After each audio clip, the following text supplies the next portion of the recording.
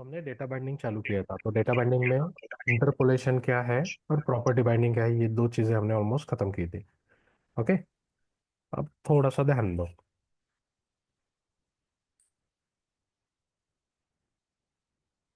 अब ये जो फर्स्ट नेम वाला वेरिएबल है, ये मैंने यहाँ पे भी प्रिंट किया है और इस टेक्स्ट बॉक्स को वो बाइंड किया है। यहाँ पे भी बाइंड किया है और यहाँ पे क्या था अपना, यहाँ पे भी। ये वाले लाइन नंबर 4 वाले टेक्स्ट बॉक्स में मैंने यूजिंग इंटरपोलेशन बाइंड किया है और यहाँ पे मैंने यूजिंग प्रॉपर्टी बाइंडिंग बाइंड किया है। ठीक है।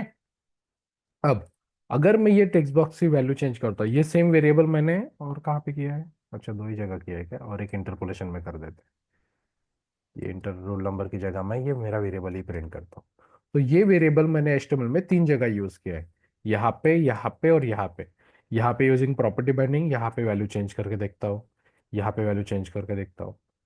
तो हो क्या रहा है, अब फिर से पेज रिफ्रेश करता हूँ, मेरे वेरिएबल में जो वैल्यू है वही यहाँ पे दिख रही है। राइट। मैं जैसे टेक्स्ट बॉक्स की वैल्यू चेंज कर रहा हूं तो मेरे वेरिएबल की वैल्यू चेंज नहीं हो रही है। ओके। जब अपन डेटा बाइंडिंग की बात करते हैं ना, तो दो टाइप के डेटा बाइंडिंग है, वन वे और टू वे। तो इंटरपोलेशन और प्रॉपर्टी बाइंडिंग ये किस में आता है, वन वे में। मतलब तुम्हारे डॉट टीएस में, वन वे देखो कैसा, डॉट टीएस में जो वैल्यू है वेरिएबल की वही एचटीएमएल में दिखेगी। That is one way. Dot TS में जो वैल्यू है वो एचटीएमएल में दिखेगी। वन वे में और दो टॉपिक हो सकते हैं, from dot TS to dot HTML, मतलब डॉट टीएस से डॉट एचटीएमएल तक। और दूसरा वे है vice versa, from dot HTML to dot TS. Okay. तो अपना ये खत्म हुआ है कि वेरिएबल में जो वैल्यू है वो हम एचटीएमएल में कैसे दिखाते हैं। एक तो इंटरपोलेशन से, या फिर दूसरा है प्रॉपर्टी बाइंडिंग से। ठीक है। अगर मैं टेक्स्ट बॉक्स की वैल्यू चेंज कर रहा हूं तो मेरे वेरिएबल की वैल्यू चेंज नहीं हो रही है, एज इट इज ही है। अब मैं वन वे में ही दूसरा एक वे है जो एचटीएमएल से मुझे डॉट टीएस में वैल्यू भेजना है। ओके। अभी हमने क्या किया, डॉट टीएस मतलब डॉट टीएस में जो भी वैल्यू है, वेरिएबल में जो वैल्यू है वो अपन ने एचटीएमएल में रेंडर किया और यूज करके दिखा दिया। अब मुझे क्या करना है, एचटीएमएल से वैल्यू मुझे डॉट टीएस में अपेंड करनी है बैक। तो उसके लिए हमें इवेंट बाइंडिंग का यूज करना पड़ता है। मैंने वन वे में कितने टाइप है, from dot TS to HTML एक हो गया, इसमें क्या आ गया, interpolation and property binding. Property binding. अब यहाँ पे डॉट एचटीएमएल से डॉट टीएस में क्या आएगा, इवेंट बाइंडिंग। ठीक है। तो इवेंट बाइंडिंग के लिए सबसे पहले मुझे फंक्शन बनाना पड़ेगा। तो एक फंक्शन बनाते हैं, शो वेलकम मैसेज। ठीक है। इसमें मैं सिंपल अलर्ट लिख रहा हूँ, या आप लिखता हो वेलकम B27। अब ये फंक्शन मुझे क्या करना है, एक बटन के क्लिक पे कॉल करना है। अब बटन के क्लिक पे कॉल करना है। ठीक है। और उसके पहले अगर लेट से मुझे पेज लोड पे कॉल करना है ये फंक्शन, तो कहाँ पे लिखना पड़ेगा, कंस्ट्रक्टर में। राइट। तो जैसे मैंने बोला था कि कंस्ट्रक्टर क्या होता है, अपने आप कॉल होता है। अब मैं यहाँ पे डीबगर लगा के भी दिखाता हूँ। यहाँ पे लिखो डीबगर डायरेक्टली, सबसे एंडिंग में कंस्ट्रक्टर के अंदर मैं ये फंक्शन कॉल कर रहा हूँ। ऐसे होगा क्या, एरर क्यों दे रहा है, फंक्शन का नाम बराबर है, मैंने कॉल भी किया, क्यों एरर दे रहा है। तो होवर ओवर करना पड़ा। हम्म। कॉल नहीं किया। हम्म। कॉल किया ना मैंने। सो दिस नहीं लगाया बाद में हमने, वो बाद में क्लास दिस नहीं लगाया किसी सर, ने ना, दिस डॉट। आपके क्लास का वेरिएबल हो, फंक्शन हो, विदाउट यूजिंग दिस नहीं यूज कर सकते। तो this dot. Okay. Dot, yes yes. अब देखो आ गया। एक बार डिबगर चालू करके दिखाता हूँ, रीलोड। देखो यहाँ पे आया, वन बाय वन लाइन कैसे एग्जीक्यूट करोगे, ये आइकॉन दिख रहा है। अब ये छोटी सी चीज है, लेकिन अब जब भी मेरे पास भी कोई लोग मेरे कंपनी में 4-4 5-5 साल वाले एक्सपीरियंस वाले भी बंदे जब आते हैं ना, डिबग करते हैं हम, तो उनको अगर बोलता हूँ, अब हर कोई अलग अलग लोकेशन पे बैठता है, मेरे बाजू में तो कोई आने नहीं वाला। टीम्स पे वो शेयर करेंगे या फिर जूम्स पे शेयर करेंगे। मैं बोलता हूँ कि नेक्स्ट लाइन पे जाओ, तो वो क्या कर देते, कंटिन्यू कर देते। इसका मतलब है क्या, नेक्स्ट लाइन। ये तो एग्जीक्यूशन हो नेक्स्ट गया। लाइन पे जाएगा ही नहीं, ये तो नेक्स्ट लाइन मतलब पूरा ये एग्जीक्यूट कर। एक आइकॉन ये दिख रहा है, ये देखो ना यहाँ पे, ये कंटिन्यू है डायरेक्ट। और ये one by one line execute करना है, दिख रहा है स्टेप और नेक्स्ट फंक्शन। एक तो यहां से भी कर सकते हो, यहाँ पे ऊपर से भी। कोई कोई यहीं पे है, फिर से ऊपर जाएंगे, अरे भाई यहीं पे है ना आइकॉन, यहाँ पे भी वही शाम का सेम काम करेगा, यहाँ पे भी वही। लेकिन यहाँ पे माउस है, लेकिन ये छोड़ के इधर जाएंगे। अब सर मैं जस्ट उसके बाजू वाला क्या है? वो भी तो एक ये स्टेप डाउन है। फंक्शन के अंदर जाने के लिए, ओके। अगर यहाँ पे कोई फंक्शन है उसके अंदर भी जाना है तो इसके लिए ये वापस आने के लिए। ओके। ओके। सो होता क्या है, मैं अगर किसी को कुछ टाइम दे रहा हूं, अगर मेरे सामने स्क्रीन शेयर करके वो ऐसी चीजें कर रहा है तो मेरा टाइम वेस्ट हो रहा है। उसमें भी फालतू कुछ ना कुछ तो इरिटेट होता होगा ना आदमी। सो जब भी आप किसी के यस पास हेल्प लेने जाते हो ना, तो आपके इशू पे जल्दी बताओ, ताकि वो पट से वो बता सके। ऑब्वियसली आप उसके पास गए हो तो आपसे ज्यादा उसको नॉलेज है। अगर आप पूरा हिस्ट्री बताने में ही बहुत टाइम लगाओगे तो वो सामने वाला इरिटेट हो जाता। एक बार हेल्प करेंगे, अगली बार हेल्प नहीं करेगा। तो कंपनी में काम करते वक्त बहुत कम बात करके अपना पॉइंट आगे वाले को समझना चाहिए, तब जाके आपके प्रॉब्लम सॉल्व होते हैं। क्योंकि हर किसी को, हम मुझे भी अभी कुछ भी अकड़ता है, मैं हाथ ही ऊपर करता हूँ। हमारे पास एक विद्याधर करके है, बहुत खतरनाक नॉलेज वाला आदमी है, तो वो कुछ ना कुछ हेल्प कर देता है। अगर उससे नहीं जमा तो मेल भी वही डालेगा कि yes this is not possible. Okay. So जब भी कंपनी में काम करते हो, प्रॉपरली बात करो, आगे वाला इरिटेट नहीं होना चाहिए। कम वर्ड में अच्छे से आपका जो भी इशू है वो बताओ। ओके। सो डिबगर यहाँ से भी वही सेम चीज होगी, यहाँ से भी देखो, यहाँ से भी one by one line execute हो रही है, यहाँ से भी one by one line execute हो रही है। ओके। तो देखो, जब मेरा अब मुझे लेट से 41 पे जाना है, तो यहाँ पे और एक डिबगर लगा दो, एक तो यहाँ पे भी लगा सकते हो। अब अगर मैंने कंटिन्यू किया ना, तो नेक्स्ट डिबगर जहाँ पे वहां पे अटक जाएगा, देखो अटका यहाँ पे। अब मैं यस 45 नंबर पे डिबगर लगा रहा हूँ, यहाँ से जैसे ही एग्जीक्यूट होगा, देखो आया यहाँ पे, फिर अपना यस एग्जीक्यूशन समझा कैसे हो रहा है, one by one line execute होती है। यहाँ पे डिबगर लगाता हूं मैं, लाइन नंबर 16 पे रीलोड। देखा कहाँ पे अटका, लाइन नंबर 16, तो टॉप टू बॉटम एग्जीक्यूट होता है, दिख रहा है। उसके बाद यहां से यस कंटिन्यू करूंगा तो मेरा कंस्ट्रक्टर आया, समझा। ओके। सो पेज लोड पे कर दिया। अब मुझे ये पेज लोड पे ना करते हुए बटन के क्लिक पे करना है, तो एक बटन लेते हैं।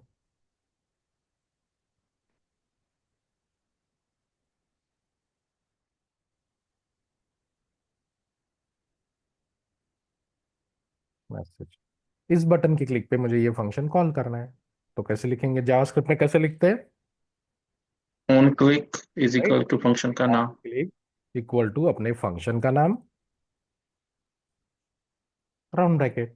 अब एंगुलर में क्या है, ये ऑन वर्ड निकल जाता है, और जो अपने इवेंट का नाम है वो राउंड ब्रैकेट में जाएगा, दैट्स इट। बाकी जो जावास्क्रिप्ट से आपको पता है सेम है। जावास्क्रिप्ट में जितने आपके इवेंट है वही सेम इधर भी चलेंगे, ठीक है। अभी अगर मैंने बटन पे क्लिक किया तो मेरा पॉपअप आ रहा है, ठीक है। अब कितने भी बार मैं क्लिक करूं एक ही मैसेज दिखाने वाला है, क्यों, इस बटन को कितने भी बार मैं क्लिक करूं हमेशा एक ही मैसेज दिखाएगा, क्यों, क्योंकि स्टैटिक है ना मैसेज, स्टैटिक है। Right. Yes static word, static और डायनामिक वर्ड, ठीक है। तो ये मैसेज हार्ड कोडेड है, ये कभी भी चेंज नहीं होने वाला। अब मुझे क्या करना है, मैं जो मैसेज बताऊंगा वो दिखाना है। ओके। मैं जो मैसेज बताऊंगा वो दिखना चाहिए। शो मैसेज बोल रहा हूँ, दूसरा फंक्शन क्रिएट कर रहा हूँ। ये नॉर्मल फंक्शन हो गया। अब मैं फंक्शन क्रिएट कर रहा हूँ, फंक्शन विथ पैरामीटर, यहाँ पे पैरामीटर। अब इतना लिखा ना तो एरर देगा, क्या एरर होगा ये, क्यों एरर दे रहा है, हमने टाइप नहीं कास्ट किया, कौन किसी राइट। किस टाइप का मैसेज आएगा वहां से। तो ये मैसेज जो है इसका डेटा टाइप नहीं दिया अपन ने। अब जो पुराने वर्जन थे ना एंगुलर 15 तक, तो उसमें टाइपस्क्रिप्ट का जो कंपाइलर था ना, ये टाइपस्क्रिप्ट का सेटिंग होता है। अब मैंने बोला था कि ये फाइल बाद में बताऊंगा, ts config डॉट जेसन। तो ये टाइपस्क्रिप्ट के कंपाइलेशन की कुछ सेटिंग होती है यहाँ पे। तो यहाँ पे कौन सा है यार वो, नो इम्प्लिसिट एनी, ट्रू करता हूँ, ठीक है, फॉल्स है क्या,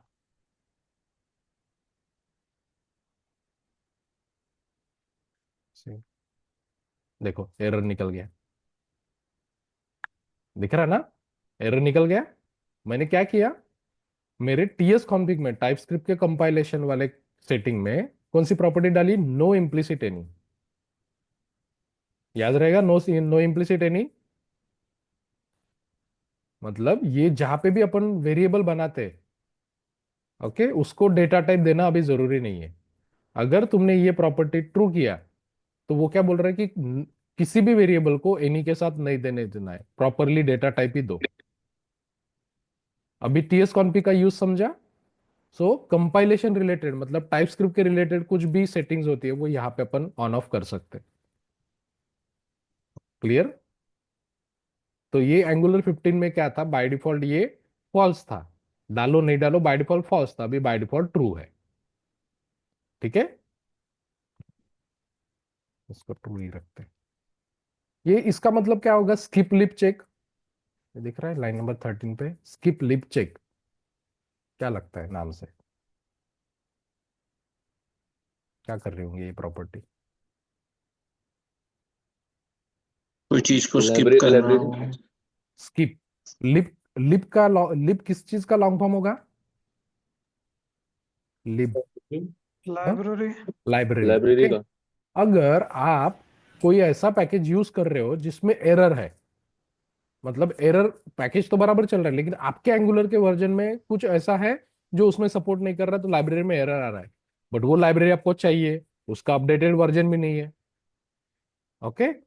तो ये अगर प्रॉपर्टी आपकी इसमें है तो लाइब्रेरी में कुछ एरर है ना तो वो स्किप कर देगा, रन होने देगा आपका। बहुत सारे जगह आता है जब अपन एक्सटर्नल लाइब्रेरी यूज करते ना, अब एंगुलर हर 6 महीने में अपडेट वर्जन अपडेट करेगा, बाकी लाइब्रेरी उनके साथ थोड़ी करेंगे ना, यस। राइट। तो कभी कभी होता है कि वार्निंग आती है, एरर आती है, आपका वो लाइब्रेरी प्रॉपरली काम भी करेगा लेकिन एरर भी दिखाएगा, स्किप कर दोगे ना तो वो एरर निकल जाएगा लेकिन आपकी लाइब्रेरी प्रॉपर काम करेगी, ओके। तो उसमें ये प्रॉपर्टी ट्रू करना है कि अगर लाइब्रेरी में कुछ एरर है तो वो स्किप कर देगा, आपका प्रोजेक्ट एटलीस्ट रन होने देगा। सो ऐसी सारी प्रॉपर्टीज यहाँ पे बहुत सारी हो रहा है, धीरे धीरे जैसे जैसे काम में आएंगी वो देखेंगे। क्लियर। टीएस कॉन्फ़िग अपने टाइपस्क्रिप्ट का कॉन्फ़िगरेशन है, नाम में देखो टीएस, ओके, क्लियर है, यस। ओके, ठीक है। सो वेरिएबल है, मैसेज कौन से टाइप, क्या डेटा टाइप रहेगा इसका, string. String string. String, okay. अब अलर्ट में क्या करूंगा, अलर्ट जो स्ट्रिंग आएगा, जो प्रॉपर्टी आएगी वो भेज रहा हूं मैं पैरामीटर, ठीक है। अब इसके बाद बटन लेता हूँ, ये बोलता हूँ एंगुलर क्लिक, अब मेरा फंक्शन शो मैसेज कॉल करूंगा, जैसे यहाँ पे लिखा है ऑब्वियसली इस फंक्शन को क्या चाहिए, पैरामीटर चाहिए, तो यहाँ पे चिल्ला रहा है। अब अगर इस पैरामीटर को, ये फंक्शन तो मुझे कॉल करना है लेकिन पैरामीटर नहीं भेजना है, तो कैसे करना पड़ेगा, ये मैसेज। ये शो मैसेज मुझे कॉल तो करना है एचटीएमएल में लेकिन मुझे पैरामीटर नहीं भेजना है, पॉसिबल है क्या, कैसे। No sir, parameter is compulsory ना। हाँ, तो मुझे ऑप्शनल करना है, पैरामीटर भेजू, मेरी मर्जी, भेजना है तो भेजूंगा, नहीं भेजना है तो नहीं भेजूंगा, कैसे करते हैं, सर तो उसको पैरामीटर में कोई आगे क्या, क्वेश्चन मार्क्स राइट। करना। तो ये अपना पैरामीटर है, इसके बाद क्वेश्चन मार्क लगाओगे ना तो इट बिकम ऑप्शनल, दिख रहा है, अभी एरर नहीं दे रहा है क्योंकि ये पैरामीटर मैंने क्या किया, ऑप्शनल किया, समझे, यस। ओके। इसको पैरामीटर भेजते हैं यहाँ पे, एंगुलर रिएक्ट रिएक्ट,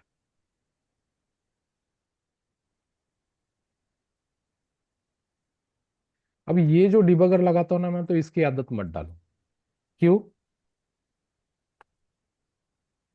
यहाँ पे डिबगर लगाते जाओ कंसोल ओपन करके।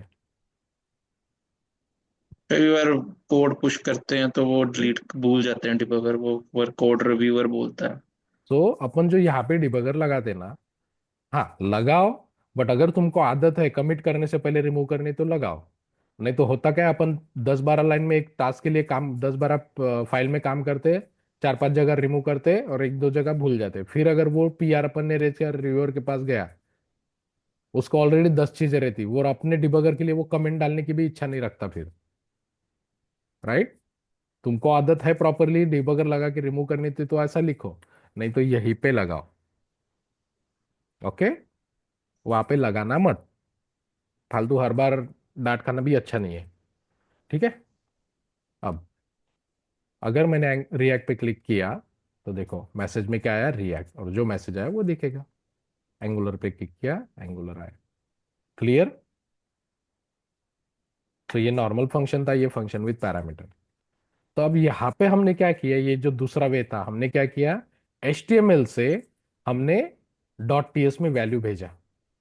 दिख रहा है, HTML से हमने .ts में वैल्यू भेजा। ठीक है। अब तीसरा फंक्शन बनाता हूं, चेंज, या फिर इसी फंक्शन में अपने वेरिएबल की वैल्यू चेंज करते, this dot first name is equal to message, मतलब बटन के क्लिक पे जो अपन पैरामीटर भेज रहे हैं वो मैं क्या कर रहा हूँ, इस वेरिएबल में होल्ड कर रहा हूँ। अब देखो,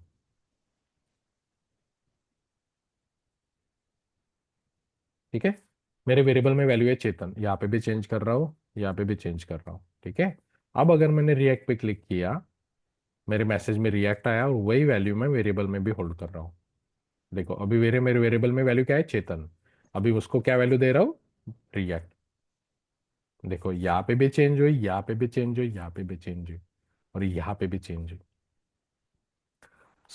जैसे तुम्हारे वेरिएबल की वैल्यू चेंज हुई, जहां जहां पे तुमने HTML में वेरिएबल यूज किया है, वो प्रॉपर्टी बाइंडिंग रहे, इंटरपोलेशन रहे, हर जगह वो वैल्यू दिख जाएगी।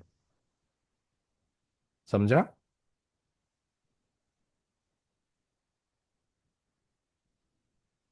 एंगुलर कर रहा हूं, ये सर। देखो हर जगह एंगुलर आ गया। ठीक है। अब इवेंट बाइंडिंग क्लियर है। अब वैसे ही चेंज इवेंट, माउस इवेंट, सारे इवेंट जो आपको ऑलरेडी पता है जावास्क्रिप्ट से, वो सेम ऐसे यहाँ पे ही काम करेंगे, सिर्फ राउंड ब्रैकेट के अंदर लिखना है, बाकी एज इट इज है। ओके।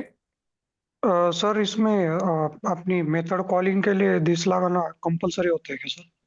कहाँ पे? जावास्क्रिप्ट में हो जाता है ना सर? नहीं, यहाँ पे मैंने बताया ना कि अपना वेरिएबल और फंक्शन किसके अंदर है, क्लास के अंदर है।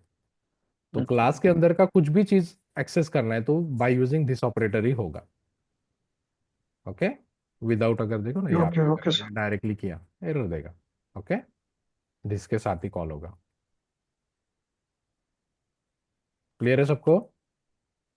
Yes sir. हाँ सर। सर एक अब चीज पूछनी थी, हम्म, वो जो इवेंट के साथ डॉलर साइन होता है वो कब यूज करते हैं? लेट्स से मैं यहाँ पे एक चेक बॉक्स लेता हूँ।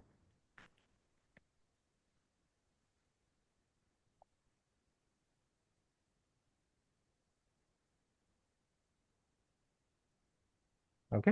मेरे पास एक चेक बॉक्स है, अब क्या करना है मुझे, जैसे मेरा चेक बॉक्स चेंज होता है तो मुझे मेरा इवेंट कॉल करना है, और चेक बॉक्स की वैल्यू क्या है वो चाहिए मुझे। तो मैं क्या करूंगा, यहाँ पे चेंज इवेंट लिखूंगा,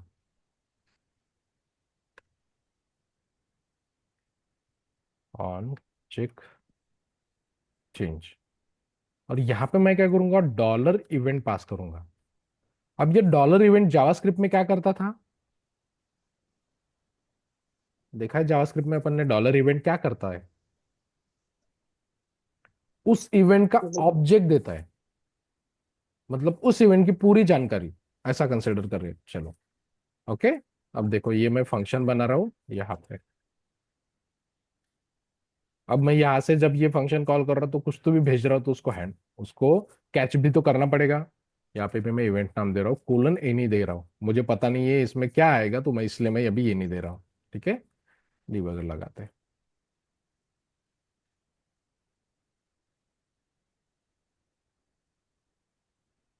ठीक है। अब ये इस चेक बॉक्स को चेक किया मैंने, अरे यार चेंज क्यों नहीं काम कर रहा है, सेव नहीं हुआ कि क्या हुआ। सर चेक बॉक्स का स्पेल बराबर नहीं है। इधर CHECK। Type yes type attribute. ठीक है, वो दिख गया ना, वो उसका HTML में उसका कुछ टेंशन नहीं है, चेंज नहीं कॉल हो रहा है। कंसोल में देखना क्या आ रहा है सर। नहीं ना, डीबगर लगाया ना अपन ने, कंसोल में भी कुछ नहीं है, मे एरर। बी वो कॉल नहीं हो रहा होगा function may be they. Change event नहीं काम कर रहा है। चेंज इवेंट की जगह क्या है, text box. Sir on change होता है कि चेंज है यहाँ पे। नहीं चेंज है, चेंज क्यों नहीं काम कर रहा है लेकिन। ठीक है, टेक्स्ट बॉक्स के ऊपर कॉल करके देखते हैं।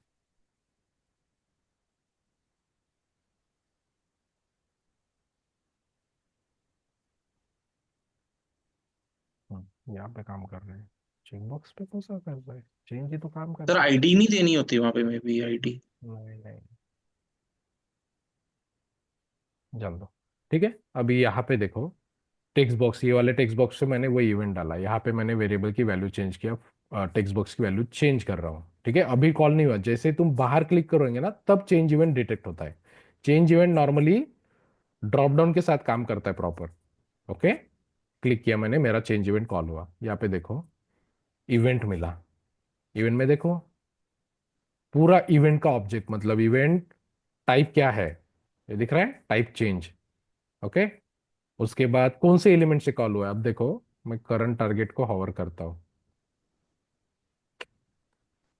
कंसोल में प्रिंट करता हूँ इसको, इवेंट डॉट करंट टारगेट, दिख रहा है हॉवर हो रहा है, ये जिस टेक्स्ट बॉक्स पे अपना इवेंट कॉल हुआ है, सिलेक्शन जैसा आ रहा है, ये इधर देखो टेक्स्ट बॉक्स पे सिलेक्ट हुआ, वो निकाल रहा हूँ। ठीक है, अभी करंट टारगेट लिख रहा हूँ, देखो वो सिलेक्टेड हो गया, मतलब ये इवेंट कहाँ से ट्रिगर हुआ है उसकी पूरी इंफॉर्मेशन देता है, मतलब पूरे इवेंट की इंफॉर्मेशन अपने को डॉलर इवेंट में मिलती है। ओके, जो वर्किंग है उनको समझेगा, जो पहली बार देख रहे हैं इनको नहीं समझेगा तो इग्नोर करो, अभी फिलहाल इसका काम नहीं है।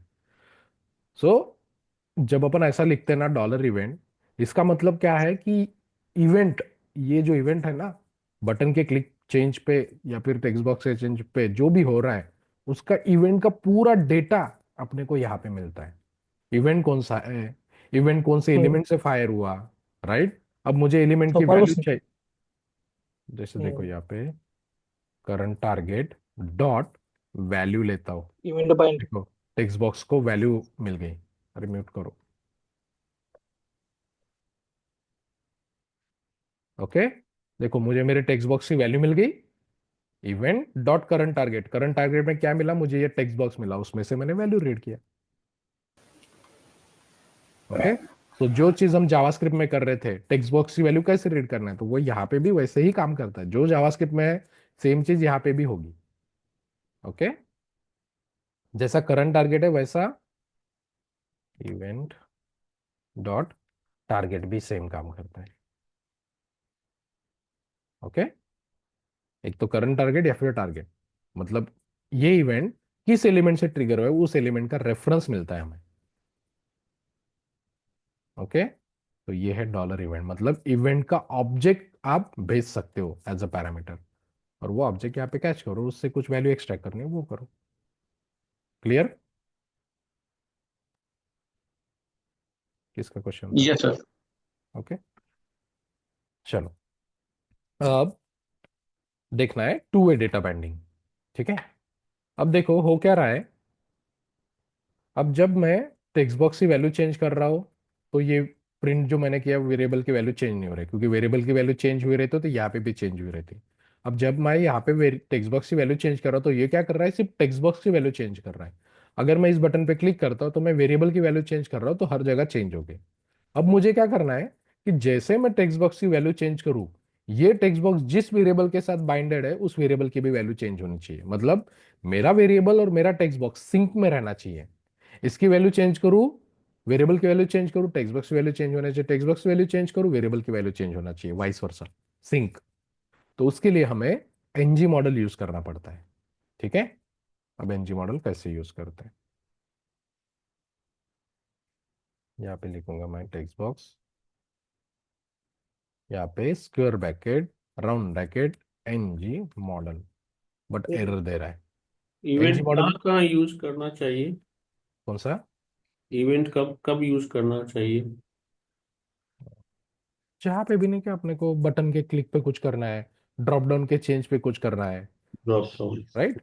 जहां पे भी यूआई पे कुछ इवेंट हो रहा है, यूजर माउस भी किसी एलिमेंट पे लेके जाता है तो आपको कुछ एक्टिविटी करनी है, वहां पे अपन इवेंट लिखेंगे।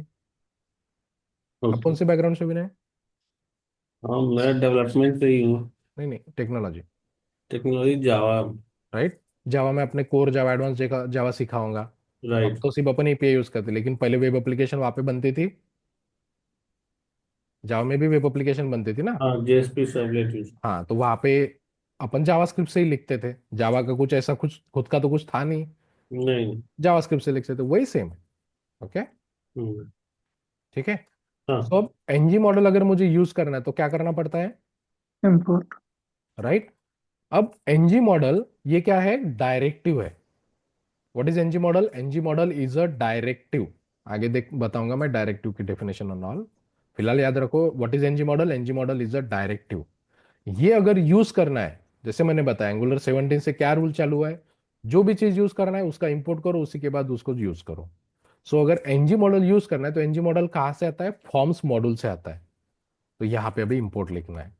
तो इंपोर्ट लिख रहा हूं कैसे वो देखो, ये लिखने की आदत नहीं होती है, राइट, ये पता होना चाहिए। फ्रॉम, सिंगल कोट, कहां से इंपोर्ट करना है, at the rate angular slash forms. एक फॉर्म नाम की अपनी लाइब्रेरी है जो एंगुलर में ऑलरेडी है, उसमें से फॉर्म्स मॉड्यूल इंपोर्ट करना है। ये सिर्फ इंपोर्ट स्टेटमेंट लिखा है, इसको यूज नहीं किया, यहां पे इंपोर्ट में जाएगा ये।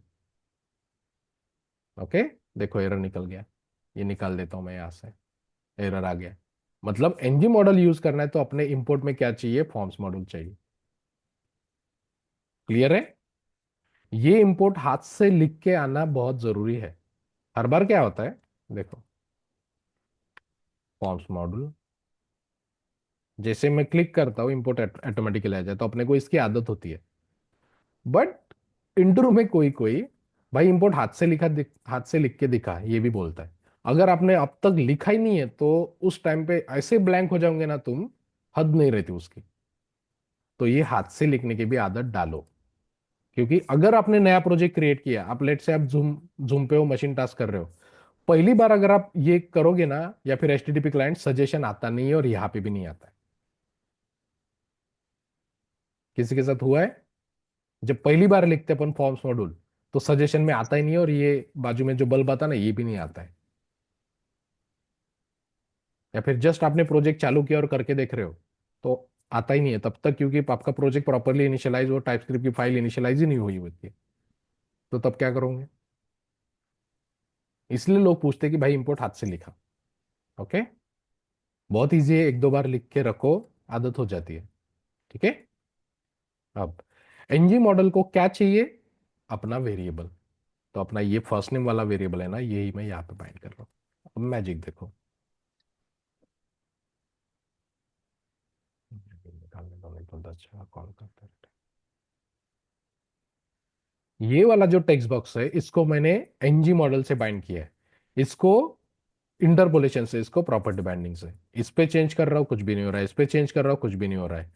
जैसे मैं यहां पे चेंज करता हूं, देखो हर जगह जहां जहां पे मैंने वेरिएबल यूज किया है वहां वहां पे चेंज हुआ। ये मैंने क्या किया, टेक्स्ट बॉक्स की वैल्यू चेंज की तो मेरे वेरिएबल की वैल्यू चेंज हुई, और वेरिएबल की वैल्यू चेंज हुई तो वेरिएबल जहां जहां पे वहां पे वैल्यू चेंज हुई। अब मैं बटन पे क्लिक कर रहा हूं, बटन के क्लिक के अंदर अपन नथिंग बट वो वेरिएबल की वैल्यू फिर से चेंज कर रहे हैं। देखो यहां पे भी हो गई, यहां पे भी हो गई, यहां पे भी हो गई। समझा? So that is to way data binding. Variable की वैल्यू चेंज करो, एचटीएमएल में वो वेरिएबल जहां जहां पे यूज किया वहां पे वो वेरिएबल की वैल्यू अपडेट हो जाएगी। ओके। अगर वो वेरिएबल आपने किसी इनपुट एलिमेंट को यूजिंग एनजी मॉडल बाइंड किया है, तो जैसे वो इनपुट एलिमेंट की वैल्यू चेंज करोगे आपकी वेरिएबल की वैल्यू चेंज हो जाएगी। क्लियर है? Yes. This is to way data binding. Okay. अब कितने लोग हैं जिनको एंगुलर ऑलरेडी पता है, जो एंगुलर पे सर ऑलरेडी थोड़ा काम बहुत पता है मुझे। काम करने वाले थोड़ा कौन? बहुत पता है। काम कौन कर रहा है अभी एंगुलर पे?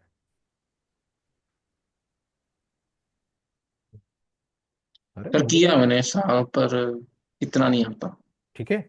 अब अगर आप फ्रेशर हो तो आपको ये क्वेश्चन नहीं आएगा, लेकिन आप एक्सपीरियंस दिखा के जा रहे हो तो आपको ये क्वेश्चन आएगा कि ये जो कुछ हो रहा है कि वेरिएबल की वैल्यू चेंज कर रहा हो, तो जहां जहां पे यूआई की वैल्यू चेंज हो रही है वो अपने आप हो रहा है, तो ये बैकग्राउंड में कैसे काम करता होगा? Through zone.js। नहीं, वो तो तुमको एंगुलर पता है, जोन डॉट जस्ट पढ़ा है इसलिए। जावास्क्रिप्ट अपन कोड लिखते समय एंगुलर में लिख रहे हैं, लेकिन अल्टीमेटली ब्राउजर को क्या समझता है? ब्राउजर को एंगुलर समझता है क्या? No, JavaScript. जावास्क्रिप्ट। तो जावास्क्रिप्ट में क्या हो रहा होगा? ये जो कुछ हो रहा है यहाँ पे मैं चेंज कर रहा हूं तो यहाँ पे भी चेंज हो रहा है, ब्राउजर पे हो रहा है ना? तो ये कैसे हो रहा होगा ब्राउजर पे?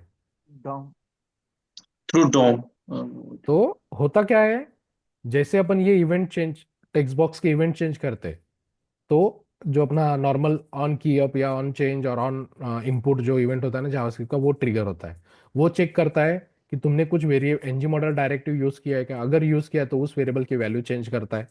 ठीक है।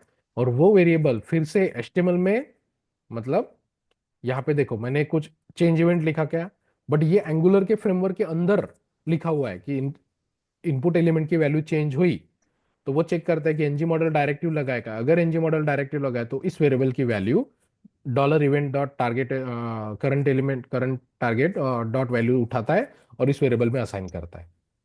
वहां पे जावास्क्रिप्ट का काम हो गया। जैसे ही वेरिएबल की वैल्यू चेंज हुई, दूसरी एक लाइब्रेरी फोकस में आती है, जोन डॉट जेएस। तो वो जोन डॉट जेएस लाइब्रेरी क्या करते हैं, कंटिन्यूअसली आपके वेरिएबल की या फिर फंक्शन की पूरे चेंजेस मॉनिटर करते रहते हैं। जैसे चेंज ऑकर हुआ आपका यूआई रिफ्रेश कर देती है। तो जैसे ये वेरिएबल यूआई रिफ्रेश किया तो वेरिएबल में जो नए वैल्यू है वो दिख जाती है। ये एक्सप्लेनेशन पूछते हैं अगर आप 3 साल से ज्यादा एंगुलर में एक्सपीरियंस दिखा रहे हो, तो ये क्वेश्चन अभी पूछना चालू कर रहे हैं। पहले नहीं पूछते थे, लेकिन अभी ये भी पूछना चालू कर दे कि ये एक्चुअली कैसे काम करता है। Okay. This NG model right. हाँ, NG model, two way data binding actually how it works. तो ये क्वेश्चन पूछना चालू कर रहे हैं लोग, क्योंकि जैसे मैंने बताया भीड़ आ रही है, सीखने के लिए इजी है, हर कोई रट्टा मार के आने वाला है। ये रट्टा नहीं मार सकते ना, ये जिसको नॉलेज है वही बता सकता है। तो क्वेश्चन अभी चेंज हो रहे हैं। तो बेसिकली जो आपने आंसर बताया कि हम्म। ये लाइब्रेरी या एंगुलर की उस hmm. At the back the scene वो चेंज कर रहा है राइट। इसकी वैल्यू, हम्म। फर्स्ट नेम की वैल्यू, जो भी वो एनजी मॉडल डायरेक्टरी में कोड लिखा होगा हम्म। वही कोई इवेंट पे उस फर्स्ट नेम की वैल्यू चेंज कर रहा है और हम्म। थ्रू जोन जेएस वो डिस्प्ले कर रहा है हम्म। कंटेंट पे। राइट। ओके। ओके। तो इतना भी अगर थोड़ा बहुत भी बताए ना तो भी आगे वाला हैप्पी हो जाता है।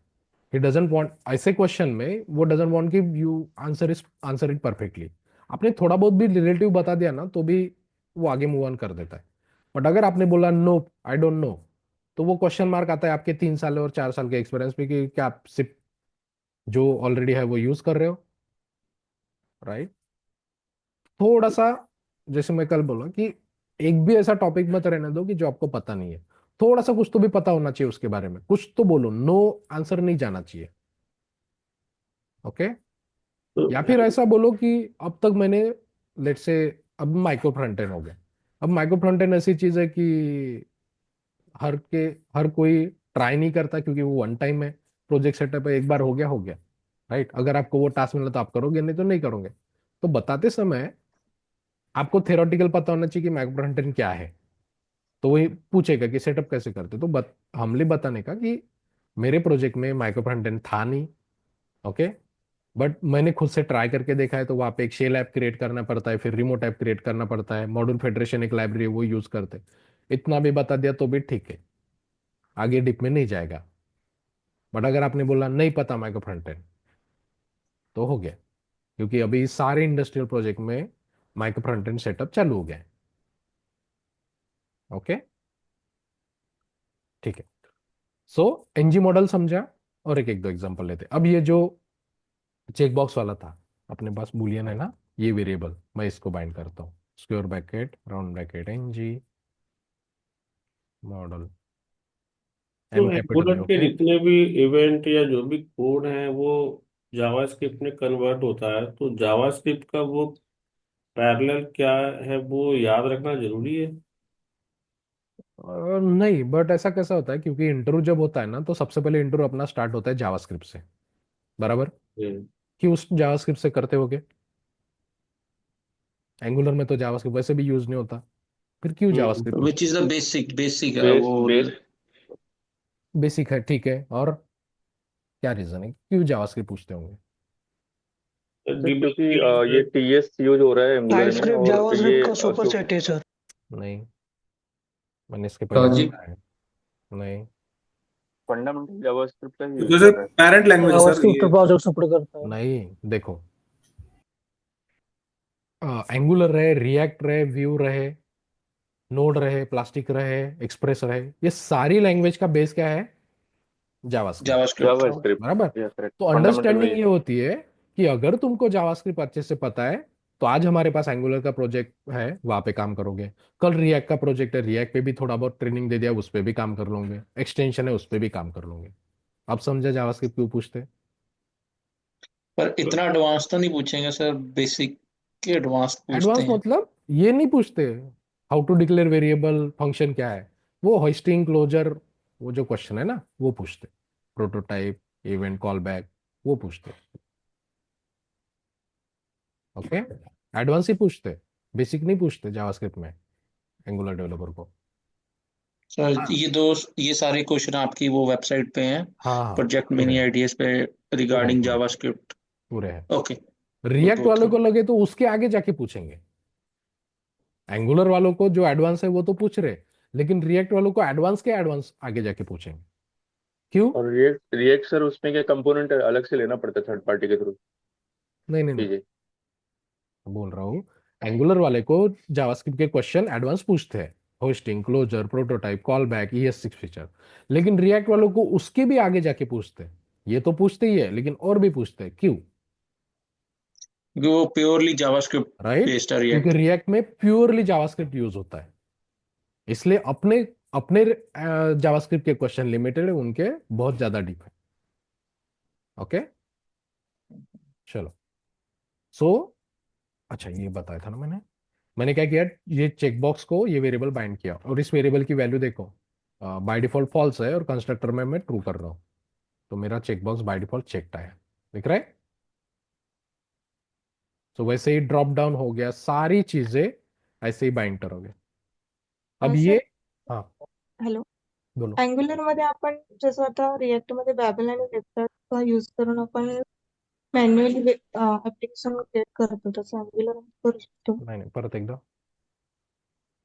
रिएक्टचं जेव्हा ऍप्लिकेशन असतं, तसं रिएक्टचं म्हणजे आपण कमांड टाकतो की न्यू रिएक्ट ऍप म्हणून, हम्म, तसं म्हणजे आपण अँग्युलर मध्ये पण कमांड टाकून अँग्युलरचं ऍप्लिकेशन क्रिएट करतो. हम्म. तर रिएक्ट मध्ये आणखी एक म्हणजे बॅबल आणि वेबपॅक यूज करून त्याचं आपण इंडिव्हिज्युअल म्हणजे मॅन्युअल त्याचं ऍप्लिकेशन क्रिएट करू शकतो, तसं अँग्युलर मध्ये करू शकतो. नाही, म्हणजे करू शकतो। क्वेश्चन क्या है कि जो अपन कमांड से कर रहे हैं ना, और अपना पूरा प्रोजेक्ट क्रिएट हो जाता है, राइट, तो ये हम विदाउट कमांड प्रोजेक्ट क्रिएट कर सकते हैं क्या? तो क्रिएट कर सकते हैं, लेकिन ये सारी फाइल हमें मैन्युअली क्रिएट करना पड़ेगा। पहले पैकेज.जेसन बनाओ, क्या क्या पैकेजेस चाहिए वो बनाओ, फिर npm इंस्टॉल करोगे तो तुम्हारे पास नोड मॉड्यूल आ जाएगा, फिर SRC ऐप, ये सारी चीजें मैन्युअली करना पड़ेगा, ऐसा कुछ और ये नहीं है। ओके, बट पॉसिबल नहीं है ना इतना हाथ से बनाना, सबका लिंकिंग करना। ओके, सो रिएक्ट में भी वो उतना डायरेक्टली नहीं होता है, कमांड बैबल यूज करो या वेबपैक यूज करो, वो करना ही है। ओके, सर 27 नंबर लाइन पे आपने जो वेरिएबल यूज किया is active, that's a Boolean right? Right.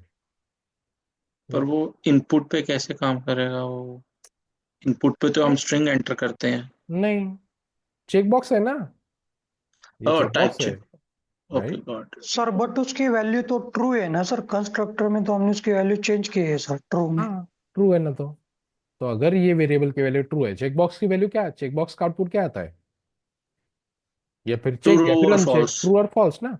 तो अगर मैं ये चेक बॉक्स को ट्रू वैल्यू भेज रहा हूँ तो ये चेक हो गया आ रहा है। अगर यहीं पे मैं फॉल्स कर रहा हूँ तो वो अनचेक करके आएगा। आया? अरे, हाँ सर। चेक बॉक्स में दो ही वैल्यू अलाउड है ना, ट्रू और फॉल्स। तो वेरिएबल में भी आप ट्रू भेज रहे हो तो वो चेक बॉक्स चेक होके आएगा, फॉल्स भेजोगे तो अनचेक होके आएगा। क्लियर? Yes sir. ओके। अब H1 लिया, H1 पे एनजी मॉडल काम करेगा क्या?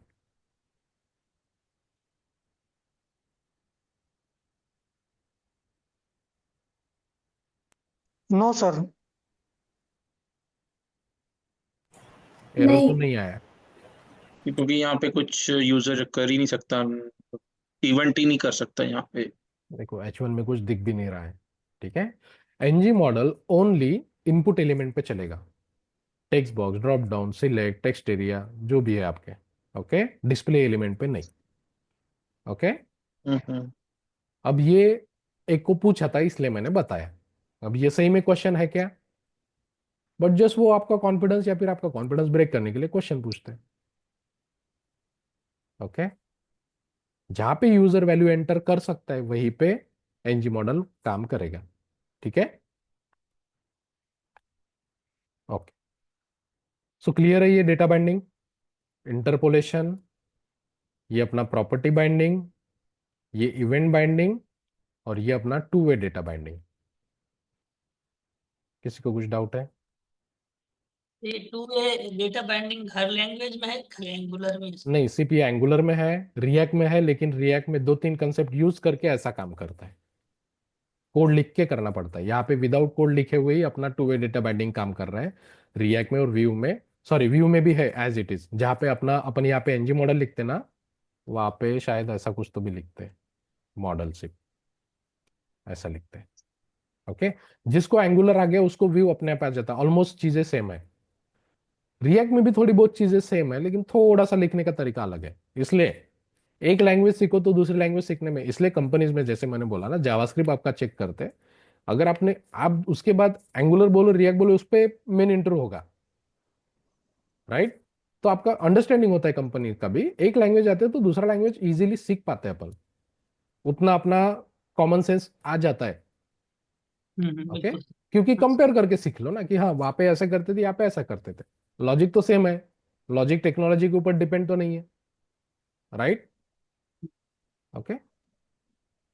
सर, ये मैं समझा इस पे, जब एक वेरिएबल की वैल्यू चेंज करनी हो तो हम एनजी मॉडल यूज कर सकते हैं। हाँ, जब हमें पूरा फंक्शन ही ट्रिगर कराना है कि bunch of lines of code लिखना, तो हम बंच ऑफ इवेंट बाइंडिंग करेंगे। इवेंट बाइंडिंग करेंगे। ओके। राइट। अच्छा, मतलब देखो, जैसे मैंने शो मैसेज पे ये फंक्शन में मैंने क्या किया, ये वेरिएबल की वैल्यू चेंज किया है, राइट। ऐसा नहीं, ऐसा मत पकड़ के चलो हाँ एक वेरिएबल की वैल्यू चेंज करना है सिर्फ, ऐसा नहीं। एक वेरिएबल की वैल्यू चेंज करना है तो एनजी मॉडल नहीं यूज करोगे, इस एलिमेंट की वैल्यू चेंज होगी और वही वैल्यू मुझे ये वेरिएबल में होल्ड करनी है, तभी एनजी मॉडल यूज करोगे। एक वेरिएबल की वैल्यू चेंज करना है तो एनजी मॉडल यूज करोगे, ऐसा नहीं। उस एलिमेंट के चेंज पे इस वेरिएबल की वैल्यू अपडेट होनी चाहिए, तब आप एनजी मॉडल यूज करोगे। समझा? या ओके। फंक्शन तो फंक्शन है, फंक्शन के अंदर आप अपने नंबर ऑफ लाइंस लिखोगे। ठीक है। अब दूसरा टॉपिक चालू कर रहा हूं मैं, दैट इज राउटिंग। अब जैसा अपन ने बोला कि एंगुलर क्या है, single page application, right. Single page मतलब हमेशा, अभी यहाँ पे अगर देखो तो ये जो अपना इंडेक्स डॉट एचटीएमएल पेज है, ये बॉडी और ये सब, ये हमेशा कांस्टेंट रहेगा, इसके सिर्फ अंदर वाला चेंज होते रहेगा। ये भी अपना कांस्टेंट रहेगा ऐप कंपोनेंट, सिर्फ इसके अंदर सब कुछ चेंज होते रहेगा, राइट। अभी मैंने वेरिएबल कंपोनेंट डाला है, दूसरा कंपोनेंट का सिलेक्टर डालूंगा वो दिखेगा, राइट। अब मैं विदाउट, अब ये इंट्रो का क्वेश्चन है, अगर तुमको राउटिंग पता नहीं है और किसी ने बोला कि ऊपर दो चार बटन लाओ करके दिखाता हूँ। एंकर टैग लेट्स से यहाँ पे है वेरिएबल,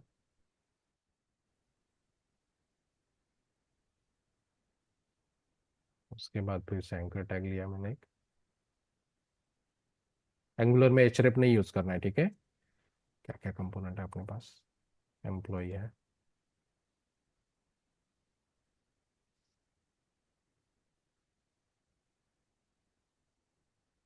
और डैशबोर्ड है, ठीक है। सर बट पार्ट तो ये एंगल ब्रैकेट का ही है। कौन सा? ये सिर्फ यूज नहीं करना है ना, आपने बोला इसमें। हाँ बट ये HTML में तो पार्ट इसका ही है ना, ये एंगल ब्रैकेट का ही। राइट, तो बट यहाँ क्यों नहीं होता? बताता हूँ आगे। देखो अभी मैंने क्या किया, 3 लिंक लिया है, वेरिएबल लिया, एम्प्लॉय लिया, डैशबोर्ड लिया। अब मुझे क्या करना है, विदाउट यूजिंग राउटिंग अगर मैंने एम्प्लॉय पे क्लिक किया तो यहाँ पे एम्प्लॉय कंपोनेंट दिखना चाहिए, डैशबोर्ड पे क्लिक किया तो डैशबोर्ड कंपोनेंट दिखना चाहिए, वेरिएबल पे क्लिक किया तो वेरिएबल कंपोनेंट दिखना चाहिए। बताओ विदाउट राउटिंग कैसे करेंगे? विद जो ngif डायरेक्टिव, जिनको एंगुलर ऑलरेडी पता है वही बताए। मैं क्या मे बी करूंगा विद बेसिकली, इस पे क्लिक किया तो मैं यहाँ पे क्या करूंगा, वेरिएबल कंपोनेंट का सिलेक्टर दिखाऊंगा। इस पे क्लिक किया तो एम्प्लॉय का कंपोनेंट का सिलेक्टर दिखाऊंगा, तो हाइड शो करूंगा बेसिकली, राइट। जैसे मैंने यहाँ पे अभी क्या किया है, ऐप वेरिएबल डाला है, ऐसे मैं बाकी सारे के भी वेरिएबल डालूंगा, बाकी सारों के भी ये डालूंगा सिलेक्टर, और जिस बटन पे क्लिक किया उसी को मैं शो करूंगा, बाकियों को हाइड करूंगा एट अ टाइम, एक को ही दिखाऊंगा। यूजिंग ngFlow करेंगे, राइट। ये अगर आपने राउटिंग नहीं यूज किया तो, बराबर। बट ये चीज कहीं ना कहीं, हाँ ठीक है, 4-5 कंपोनेंट है आपके और छोटा सा ही नाव बार है तो ये चल जाएगा। बट अगर बहुत सारे कंपोनेंट है, बहुत सारे राउट है, तो ये पॉसिबल है क्या ऐसे करना, हाइड एंड शो से, नहीं। राइट। तो उसके लिए हमें राउटिंग लाइब्रेरी दी है, ओके। अब राउटिंग लाइब्रेरी से क्या होता है, जो मल्टीपल पेज बेस्ड नेविगेशन है, मल्टीपल पेज बेस्ड नेविगेशन मतलब, W3 ओपन करता हूं मैं। अब देखो यूआरएल क्या है, अभी मैं बूटस्ट्रैप पे हूँ, अभी अगर मैंने जावा पे क्लिक किया तो मेरा यूआरएल भी चेंज होता है और मेरा नया पेज भी ओपन हुआ, multi page based navigation, right. मैं नया बार पे क्लिक कर रहा हूं तो मैं इधर उधर जा पा रहा हूं, इसको बोलते हैं मल्टीपल पेज बेस्ड नेविगेशन। ऐसा सेम स्ट्रक्चर अगर मुझे अचीव करना है, मतलब नया बार के क्लिक पे मेरा यूआरएल भी चेंज हो रहा है और मेरा पेज भी चेंज हो रहा है एंगुलर में, तो हमें क्या इंप्लीमेंट करना पड़ता है, राउटिंग, ओके। सो जब अपन ने प्रोजेक्ट नॉर्मल प्रोजेक्ट क्रिएट किया तो हमें एक फाइल मिलती है approut.ts, ओके। ये क्या है, ये क्या है, राउट्स अरे है, एरे, ओके, अरे ऑफ राउट्स। ब्रैकेट अरे है। तो ये अरे अपने पास ऑलरेडी क्रिएट रहता, ये जो अरे है वो अपना ऐप कॉन्फ़िग में यूज होता है, दिख रहा है, राउट्स को भेजा है मैंने, ये देखो यहाँ पे इंपोर्ट यूज किया और वो अरे मैंने यहाँ पे भेजा। तो जो भी तुम अरे, तुम्हारे राउट्स यहाँ पे क्रिएट करते हो वो तुम ओवरऑल एप्लीकेशन में इंजेक्ट करते हो यहां से, ओके। अब ऐसा तो नहीं है ना कि यहाँ पे बना लिया हो गया मेरा राउट चल रहा होगा, नहीं, ये सिर्फ ये ऐसे तो अगर देखने जाए तो ये क्या है, नॉर्मल कांस्टेंट वेरिएबल है, बट ये अपन यहाँ पे इंजेक्ट कर रहे हैं राउटिंग की लाइब्रेरी में, ओके। तो इसका रेफरेंस, जैसे मैंने बोला कोई कभी भी कुछ भी क्वेश्चन पूछ सकता है, हर चीज याद रखो। राउट का अरे जो है वो अपन ऐप कॉन्फ़िग में यहाँ पे देते हैं, पहले ये ऐप मॉड्यूल था तो ऐप मॉड्यूल में देते थे, अब ऐप मॉड्यूल नहीं है, यहाँ पे देते हैं, ओके। अब राउट कैसे क्रिएट करते हैं, राउट मतलब जितने आपके कंपोनेंट है उसके आप राउट क्रिएट करोगे। जो लोग डॉट नेट या फिर जावा बैकग्राउंड से है, तो अब डॉट नेट में बाकी दोनों टेक्नोलॉजी सिर्फ एपीआई तक ही लिमिटेड रह चुके हैं, लेकिन पहले भी अपन Java, I am not sure, dot net में राउट होता था लेकिन वो अपने आप क्रिएट होता था। राउट टेबल वगैरह किसी ने सुना होगा डॉट नेट वालों ने, तो एमवीसी एप्लीकेशन में राउट आता था, तो वो पाथ राउट देना टेबल पड़ता अपने था आप, ना, हाँ, पाथ देना पड़ता है ना .NET को। नहीं देते। इधर एमवीसी एप्लीकेशन क्रिएट करो तो अपने आप क्रिएट होता था राउट टेबल, हाँ तुमको वो तो कुछ था, कर, लेकिन मल्टीपल के लिए हमें खुद डालना पड़ता है ना मैनुअली। नहीं, एक टेस्ट क्रिएट करके बाय देता है वो डिफॉल्ट जो एक्शन का बाय नाम रहता डिफॉल्ट। था वही लेता था। हाँ, उसका चेंज कर सकते हो, राइट। तो वहां पे भी राउट टेबल क्रिएट होता था। ओके, तो वो अपने आप होता था। यहाँ पे अपने को राउट जो है, राउट अपने को खुद से क्रिएट करना पड़ता है। अब राउट कहाँ पे क्रिएट करोगे? आपके राउट के अरे में। और यहाँ पे राउट मतलब क्या है? अपना एक ऑब्जेक्ट है। अब कंट्रोल स्पेस दबाओ तो देखो इतनी प्रॉपर्टीज आ रही है। ये यहाँ पे प्रॉपर्टीज क्यों आ रही है? मैंने सिर्फ ऑब्जेक्ट बनाया और इसके अंदर कंट्रोल स्पेस देख रहा हूं तो कुछ अपने आप प्रॉपर्टीज आ रही है। ये प्रॉपर्टीज क्यों आ रही है? तो हर एक राउट की अपनी प्रॉपर्टीज होंगी। बट कैसे पता चल रहा है कि ये तो मैंने सिंपल ऑब्जेक्ट बताया, कैसे समझ में आ रहा है कि ये प्रॉपर्टीज यहाँ पे इसको दिखानी है? आपने फर्स्ट ऑब्जेक्ट क्रिएट राउट का किया है ना है। सर। यहाँ पे देखो डेटा टाइप हमने क्या दिया है? राउट। अगर मैं ये डेटा टाइप निकाल देता हूँ, तो नहीं देगा। देखो अभी नहीं आ रहा। और समझा?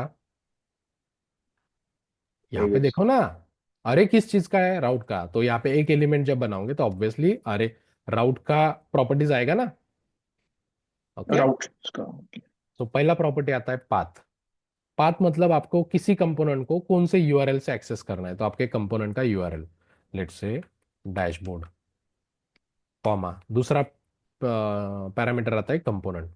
अगर आपके ब्राउ यूआरएल में डैशबोर्ड है तो कौन सा कंपोनेंट ओपन करना है? तो आपके कंपोनेंट का नाम दे दो, डैशबोर्ड कंपोनेंट। सजेशन में आ रहा है, क्लिक कर रहा हूं तो इंपोर्ट ऑटोमेटिकली आ गया है। ठीक है, कॉमा, फिर से पाथ, कोलन, डबल कोड, आता अपना एम्प्लॉय था, हाइफन लिस्ट। ओके, अगर मेरे यूआरएल में एम्प्लॉय लिस्ट है तो कौन सा कंपोनेंट ओपन करना है? कोलन। अब यहाँ पे मैं लिख के दिखाता हूँ, इंपोर्ट, इंपोर्ट। अब पाथ देखो कैसे करना है, डॉट, अब मैं स्लैश कर रहा हूं तो भलता ही कुछ दिख रहा है। देखो, ये तो अपने फोल्डर में भी नहीं है, तो ये जाता है अपने वो प्रोग्राम फाइल्स वाले फोल्डर पे। ओके, मुझे इस पर्टिकुलर प्रोजेक्ट के फोल्डर में ही घुसना है, तो क्या करोगे? Dot slash. अभी कहाँ पे हो तुम? डॉट स्लैश किया तो अभी कहाँ पे हो तुम? App app app root component. Root. App, app folder पे हो। देखो ना, ये सारे कंटेंट कहाँ के? ऐप फोल्डर के। ओके, इसमें से कहाँ जाना है? कंपोनेंट कंपोनेंट्स में। स्लैश। देखो कंपोनेंट फोल्डर के अंदर 3 फोल्डर है, वो भी आ रहे हैं। उसमें से क्या चाहिए? एम्प्लॉय, जस्ट स्लैश क्या चाहिए? कंपोनेंट। अब यहाँ पे इंपोर्ट करो। डॉट लगाते एक एसक्यूएल 2019 भी आया था सर, वो एसक्यूएल कैसा है इसमें? वो प्रोग्राम फाइल पे जाता, सिर्फ स्लैश डाला तो। ओके, सी ड्राइव में रहता है ना प्रोग्राम फाइल, वहां पे जाता हूँ। अच्छा हाँ, ठीक। ठीक है, तीसरा राउट, पाथ, कोलन, क्या है अपना? Variable, component, variable. ओके, सो हमने 3 कंपोनेंट बनाए, तीनों कंपोनेंट का वेरिएबल राउट बनाए। अभी फिलहाल के लिए इतना कंसिडर करो, जितने कंपोनेंट बनाओगे उतने राउट बनेंगे फिलहाल के लिए। ठीक है, अब मैंने राउट बनाया। अब अगर मैं यहाँ पे क्लिक करता हूं तो भी कुछ नहीं हो रहा है। अपने आप तो कुछ होगा नहीं ना, हर चीज के लिए कोड लिखना पड़ेगा। अपन ने सिर्फ राउट बनाया। अब अपना जो यहाँ पे नैवबार है, एंकर टैग है, इसके क्लिक पे मुझे करना है। तो अभी नॉर्मल एचटीएमएल में एक पेज से दूसरे पेज पे नेविगेट करना है तो कौन सा टैग यूज करते थे अपन? एचरेप, राइट। यस रेफ तो यस। एंगुलर में एचरेप का, अब यहाँ पे एचरेप भी दिखा देता हूं मैं। ठीक है, क्यों नहीं यूज करना है वो एचरेप, उसका बताता हूँ।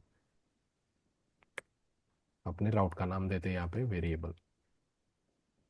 ठीक है, अब प्रॉपर्ली ध्यान दो। अब अगर मैंने इसको क्लिक किया, आ गया? हर जगह दे देते हैं। प्रॉपर्ली ध्यान देना, ये जिसको समझेगा उसको उसने बताना है कि क्यों नहीं यूज करना।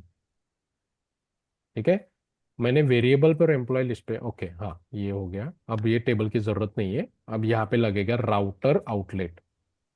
अब राउटर आउटलेट यूज करना है तो उसके पहले मुझे इंपोर्ट करना पड़ेगा।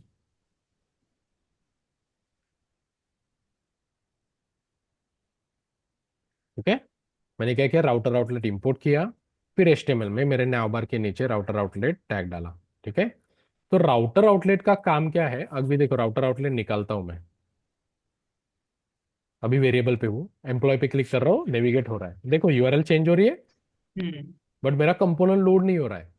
तो जो आपका राउट एक्टिवेट है उसका कंपोनेंट अगर लोड करना है तो हमें क्या चाहिए, राउटर आउटलेट। तो राउटर आउटलेट ये क्या है, राउटर आउटलेट क्या है, एसरेप का ही काम करेगा, कंपोनेंट लोड भी करेगा सब। नहीं नहीं, राउटर आउटलेट क्या है जो एंगुलर पे ऑलरेडी काम कर रहा है, what is router outlet? Router outlet is a directive. Okay, router outlet is a directive which is responsible to render activated route component। सीधी सादी डेफिनेशन है, router outlet is a directive which is responsible to render activated route component. मतलब URL में अभी क्या है, variable, तो variable का जो राउट है इसका कंपोनेंट कौन सा है, वेरिएबल, तो ये कंपोनेंट यहां पे रेंडर हो करेगा। ओके, अब देखो आ रहा है, एम्प्लॉय पे क्लिक किया, एम्प्लॉय आ रहा है। अब प्रॉपरली ध्यान दो, हाँ? हर जगह प्रॉपरली ध्यान दो क्या हो रहा है, नेविगेशन हो रहा है, सब कुछ प्रॉपरली हो रहा है। अब ऐप कंपोनेंट में और एक इंपोर्ट डाल रहा हूं मैं, राउटर लिंक। ठीक है, अब जो तीसरा टैग है डैशबोर्ड, इस पे मैं राउट एचरेप ना यूज करते हुए राउटर लिंक यूज करता हूं, और यहाँ पे अपने डैशबोर्ड का पाथ देता हूं।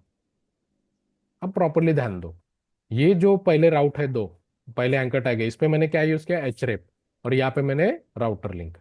अब इस पे करके भी दिखा देता हूं। देखो यहाँ पे भी फाइनली एचरेप ही हुआ, यहाँ पे भी एचरेप है, यहाँ पे भी एचरेप है, दिख रहा है ना? यहाँ पे अपन ने एचरेप तो लिखा नहीं, लेकिन ऑटोमेटिकली वो एचरेप में ही कन्वर्ट किया, दिख रहा है? यहाँ पे यस भी सेम है, यहाँ पे भी सेम है। अब प्रॉपरली ध्यान दो, वेरिएबल पे क्लिक किया, एम्प्लॉय पे क्लिक किया, अब अगर मैं डैशबोर्ड पे क्लिक कर रहा हूं, क्या डिफरेंस है, डैशबोर्ड पे क्लिक कर रहा हूं और इन दोनों को टैग पे क्लिक कर रहा हूं, क्या डिफरेंस है? पेज लोड हो रहा है sir, page page data load load हो पेज रहा है। लोड होता है, ठीक है। तो जब अपन एचरेप यूज करते हैं तो एचरेप क्या करता है, फिजिकल कोई फाइल को लेके आने की कोशिश करता है, बट अपने पास फिजिकल फाइल है क्या, कंपोनेंट की फाइल तो है लेकिन वो फिजिकल नहीं है, उसको हम राउटिंग से भी एक्सेस कर पाते हैं। तो इसलिए एचरेप नहीं यूज करना है, क्योंकि वो पेज पोस्ट बैक करने का ट्राई करता है। ओके, सो एचरेप की जगह एंगुलर में क्या यूज करना है, राउटर लिंक। सर दोबारा समझाना हो। प्रॉपरली ध्यान दो, वेरिएबल और एम्प्लॉय पे क्लिक कर रहा हो तो यहाँ पे ध्यान दो, ये पेज रिफ्रेश हो रहा है, दिख रहा है, यस और राउट डैशबोर्ड पे कर रहा हो तो कुछ नहीं हो रहा है, यूआरएल चेंज हो रहा है और मेरा कंपोनेंट लोड रहा है, पेज रिफ्रेश नहीं हो रहा है। ठीक है, तो इसलिए ओके हमें राउटर लिंक यूज करना है।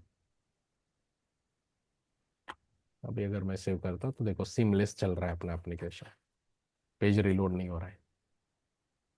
क्लियर? सो ये अपना राउटिंग है। Thank you. Okay,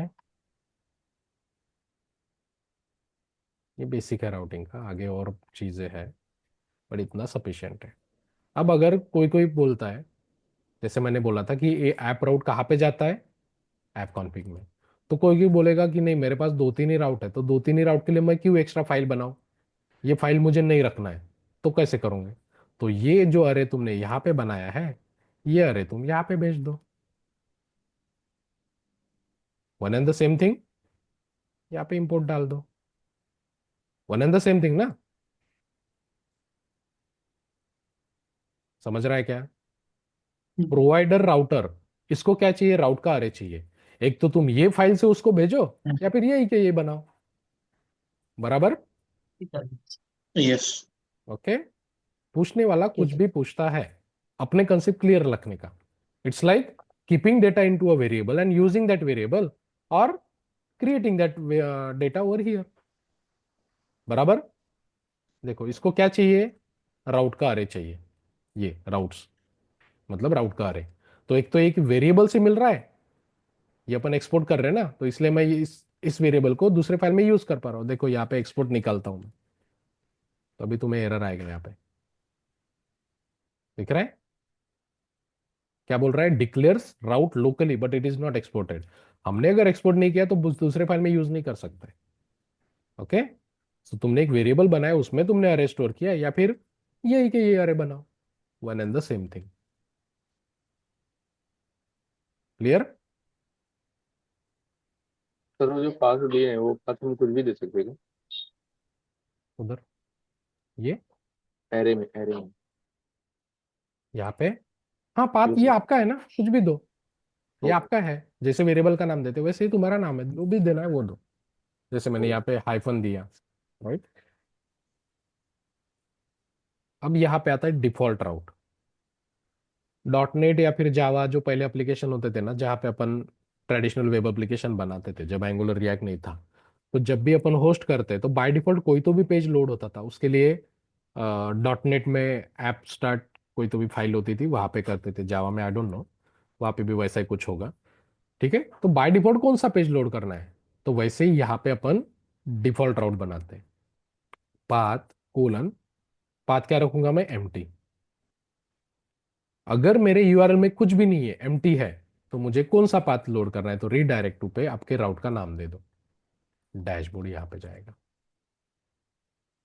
this is your default राउट। अगर यूआरएल में कुछ भी नहीं है तो वो कहाँ पे रीडायरेक्ट होगा, डैशबोर्ड पे, और डैशबोर्ड कंपोनेंट दिखेगा।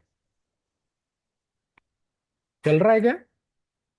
मैंने तो डिफॉल्ट बनाया ना, पाथ तो एम्प्टी है, रीडायरेक्ट टू बनाया, लेकिन मेरा काम नहीं कर रहा है। देखो यहाँ पे क्या एरर आ रहा है, invalid configuration of the route. Path अगर एम्प्टी है, रीडायरेक्ट टू कर रहे हो डैशबोर्ड, रीडायरेक्ट प्रॉपर्टी यूज कर रहे हो, तो वो क्या बोल रहा है, please provide path match. Sir spelling dashboard की नहीं ना, कॉपी पेस्ट किया मैंने, कॉपी पेस्ट है, यहाँ पे गलत है, यहाँ पे भी गलत ही है, स्पेलिंग करेक्ट है, एरर आ रहा है अपने को। तो जब भी तुम पाथ एम्प्टी रख रहे हो और रीडायरेक्ट टू प्रॉपर्टी यूज कर रहे हो, तो उसको क्या चाहिए, पाथ मैच प्रॉपर्टी भी चाहिए। ओके, तो यहाँ पे और एक प्रॉपर्टी डालना पड़ता है, पाथ मैच। और यहाँ पे दो ही वैल्यू जाती है, फुल या फिर प्रीफिक्स। तो नॉर्मली हम फुल के साथ जाते हैं, तो अब वो मैच करेगा। देखो सर डिफरेंस क्या है फुल और प्रीफिक्स का? अब ये होता क्या है, फुल मतलब ये स्टार्टिंग से पूरा यूआरएल आइडेंटिफाई करता है, फुल। ओके, अब प्रीफिक्स में क्या होता है, जब भी अब कभी कभी एनवायरनमेंट पे अपन एप्लीकेशन डालते ना, तो ऑलरेडी अपना यूआरएल ऐसा कुछ तो भी होता है। लेट्स से जावा पे जाओ, देखो अपना डोमेन क्या है, यहाँ तक ही है, उसके बाद एक जावा फोल्डर है, उसके बाद अपना यूआरएल है। तो फुल डाला तो वो क्या करेगा, ये पूरा कंपेयर करेगा। प्रीफिक्स डाला ना, तो यहाँ पे जो वर्ड है ना यही चेक करेगा वो, ये पूरा नहीं चेक करेगा, प्रीफिक्स। समझा? ओके, तो कभी कभी अपने एंगुलर के भी एप्लीकेशन में ऐसा होता है, एक ही सर्वर पे अपन अलग अलग फोल्डर बनाते हैं और मल्टीपल एप्लीकेशन डिप्लॉय करते हैं। तब हमारे नीड के अकॉर्डिंग कभी हमें मतलब जैसे मैंने बोला ना, कि एक बड़ी एप्लीकेशन है, उस बड़ी एप्लीकेशन के अंदर हम छोटे छोटे एप्लीकेशन रेंडर करते हैं, माइक्रो फ्रंट एंड वाला स्ट्रक्चर। ओके, तो उसमें मुझे मेरे ही एप्लीकेशन में रहना है, तो मैं प्रीफिक्स यूज करूंगा, लेकिन मेरे पैरेंट एप्लीकेशन में जाना चाहिए तो मैं फुल यूज करूंगा। तो सिनेरियो बेस्ड अपन यूज कर दे, बट नॉर्मली वैसे प्रोजेक्ट बहुत कम होते हैं, तो नॉर्मली अपन फुल के साथ ही जाते हैं, पूरा यूआरएल चेकआउट करता है। ओके, सो ये अपना डिफॉल्ट राउट। अगर यूआरएल में कुछ भी नहीं है तो बाय डिफॉल्ट वो कौन से पेज पे रिडायरेक्ट हो रहा है, डैशबोर्ड पे। क्लियर? डिफॉल्ट राउट समझा सबको? जी सर। यस। अब सर ये पाथ का जो है जो हम्म, कोई एप्लीकेशन वगैरह है, जैसे नोटपैड वगैरह को भी यहाँ पे ओपन करवा नहीं सकते नहीं हैं? नहीं, ब्राउजर से। देखो कोई कोई पूछता है कि अपनी जो वेब एप्लीकेशन है, शायद एंगुलर रहे, रिएक्ट रहे, जावास्क्रिप्ट रहे, ये जो एप्लीकेशन है, इससे अपन विंडोज की कोई भी एप्लीकेशन एक्सेस नहीं कर सकते हैं, कोई भी एप्लीकेशन एक्सेस नहीं कर पाते, कोई भी नहीं, ना नहीं, नोटपैड, ना कुछ ना कुछ। ये अपने अपली टाइप का एक सॉफ्टवेयर है, उसमें ये एप्लीकेशन विंडो की ओपन होती है। कौन सी ये एक एप्लीकेशन है, वेब एप्लीकेशन है क्या? ऐप एनीवेयर, उसमें वेबसाइट में विंडो की एप्लीकेशन वो ऑटोमेटिक वेबसाइट बनाता है। और उसमें विंडो की एप्लीकेशन ओपन हो जाती है कौन सी? आरडीपी, जैसे आरडीपी के थ्रू ऐसा कुछ किया नहीं हुआ है। वो अलग है, वो छोड़ो। वो आरडी वो दूसरे दूसरे प्रोटोकॉल पे काम करता है। नॉर्मल वेब एप्लीकेशन पे अपन अपने विंडोज में जो भी एप्लीकेशंस है, हम्म। राइट, इसमें से कोई भी एप्लीकेशन अपन एक्सेस ही नहीं कर पाते। क्यों ऐसा नहीं किया होगा? क्या रीजन होगा? जिसने भी टेक्नोलॉजी बनाई, क्यों ऐसा किया टेक्नोलॉजी बनाई कि विंडोज की कोई भी एप्लीकेशन अपन ब्राउजर में एक्सेस नहीं कर पाते? क्यों होगा? Security reason. सिक्योरिटी ना। अगर तुम जावास्क्रिप्ट की एप्लीकेशन बनाते हो और तुम किसी का नोटपैड भी एक्सेस कर पा रहे हो, राइट, मैंने जो हम्म। कुछ भी स्टोर करके रखा है वो भी मैं रीड कर पाऊंगा, फिर सिक्योरिटी बची क्या फिर? हम्म। अभी भी तुमने कुछ एप्लीकेशन देखे होंगे जहां पे अगर कैमरा का एक्सेस चाहिए ना, तो वो पूछता है कि कैमरा एक्सेस करूँ कि नहीं। अगर तुमने यस किया तभी वो कैमरा एक्सेस कर पाता है, हम्म। राइट। ओके, सो विंडोज की कोई भी एप्लीकेशन तुम एक्सेस नहीं कर पाते हो। ओके, एक मिनट।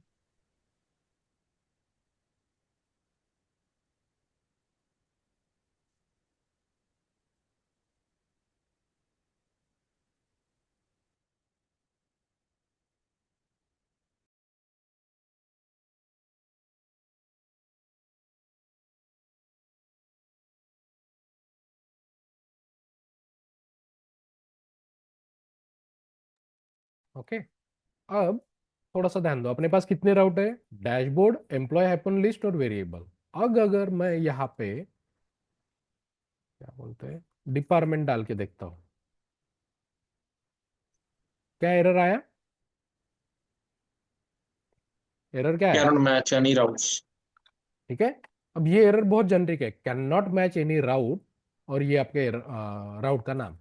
आप ऐसा राउट एक्सेस करने का ट्राई कर रहे हो जो है ही नहीं, तो आपका एप्लीकेशन ब्रेक होगा। एप्लीकेशन ब्रेक हुआ, कंसोल में आया मतलब। तो इसके लिए हम एक वाइल्ड कार्ड राउट बनाते हैं। ओके, अब मैं एक कंपोनेंट बनाता हूं, ng generate component not found नाम का। ठीक है, इस कंपोनेंट में क्या लिखूंगा मैं? सिंपली एक पैराग्राफ लिखता हूँ, यहाँ पे लिखता हूँ page not found 404। Valid URL, और 4 जो भी लिखना है मैसेज। ठीक है, अब अपन जाएंगे अपने राउट पे, और सबसे एंडिंग में लिखना है पाथ कोलन, क्या 2 स्टार लिखते ना, कंपोनेंट नॉट फाउंड वाला कंपोनेंट यहाँ पे डालते हैं। ठीक है, अब देखो, अब अगर मैं यहाँ पे कुछ भी डालता हूँ, कौन सा कंपोनेंट ओपन हुआ? पेज नॉट फाउंड वाला। अब मेरा ब्रेक नहीं हुआ। देखो, मैं अभी ये निकाल देता हूँ। ठीक है, फिर से ब्रेक हो गया। देखो, मैं इसको क्लियर करता हूँ। अभी अगर मैं ऐसा राउट डाल रहा हूँ जो है ही नहीं, तो मेरा एप्लीकेशन ब्रेक हो रहा है, राइट। तो फिर ब्रेक, एप्लीकेशन ब्रेक हुआ तो फिर से मुझे रिलोड करना पड़ेगा, इनिशियलाइज करना पड़ेगा, तब जाके मेरा चालू होगा। तो हम यहाँ पे राउटिंग में वाइल्ड कार्ड राउट क्रिएट करते हैं। पाथ 2 टाइम स्टार रहेगा, और अगर, इसका मतलब क्या है कि अगर तुमने ऐसा राउट डाला जो है ही नहीं, तो ये राउट एग्जीक्यूट होगा। ओके, तुमने ऐसा राउट डाला जो है ही नहीं, तो ये वाला कंपोनेंट तुम्हारा रेंडर होगा।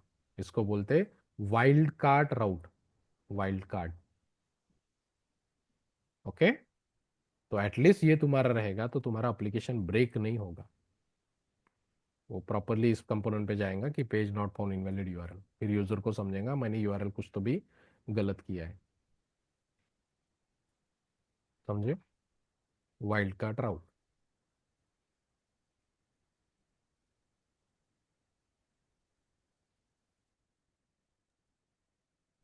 अब इसको, ये वाइल्ड कार्ड राउट को मैं सबसे पहले रखता हूं।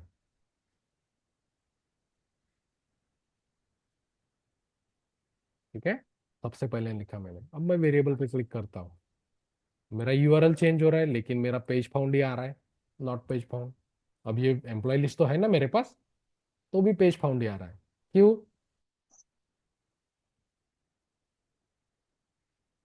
Okay. HTML page top to bottom load होता है। नहीं नहीं, राउट। सो राउट कैसे एक्सेस होते हैं? इंडेक्स ये अरे है ना, तो 1 बाय 1 चेक होते हैं। तो इसलिए हमारा ये जो वाइल्ड कार्ड राउट है सबसे एंडिंग में होना चाहिए। क्या किया मैंने? ये जाएगा अपना एंडिंग में। पहले वो ये चेक करेगा पाथ एम्प्टी है क्या, तो वो क्या पे रिडायरेक्ट करेगा डैशबोर्ड पे। उसके बाद लेट से तुमने एम्प्लॉय लिस्ट डालेगा, फिर से चेक करते करते जाएगा, एम्प्लॉय लिस्ट मिला क्या, तो एम्प्लॉय लिस्ट कंपोनेंट में करेगा। फिर ऐसा राउट डाला जो है ही नहीं, तो सबसे एंडिंग में ये वाला चेक करेगा। तो ऐसे क्या बोलते हैं इसको, फर्स्ट इन फर्स्ट आउट, ऐसा कुछ तो भी रहता है ना, इफो। फिफो। वो रूल फॉलो करता है राउटिंग मैच करते टाइम। तो इसलिए यहाँ पे इंटरव्यू क्वेश्चन आता है कि वाइल्ड कार्ड राउट कहाँ पे रखना है, सबसे एंडिंग में, और डिफॉल्ट राउट सबसे पहले रखना है। ओके, है तो छोटी सी चीज, लेकिन अगर ये तुमने ऊपर नीचे कर दी तो तुम्हारा गड़बड़ होगा। क्लियर है? वाइल्ड कार्ड राउट सबसे एंडिंग में रहेगा और डिफॉल्ट राउट सबसे पहले।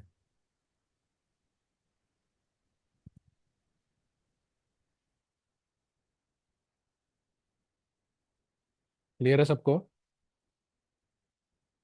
अब ये जो यस सर। राउट है ना, इसमें बहुत सारी प्रॉपर्टीज है।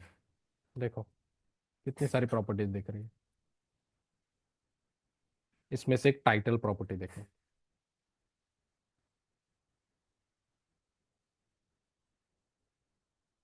ठीक है, यहाँ पे मैंने टाइटल दिया डैशबोर्ड,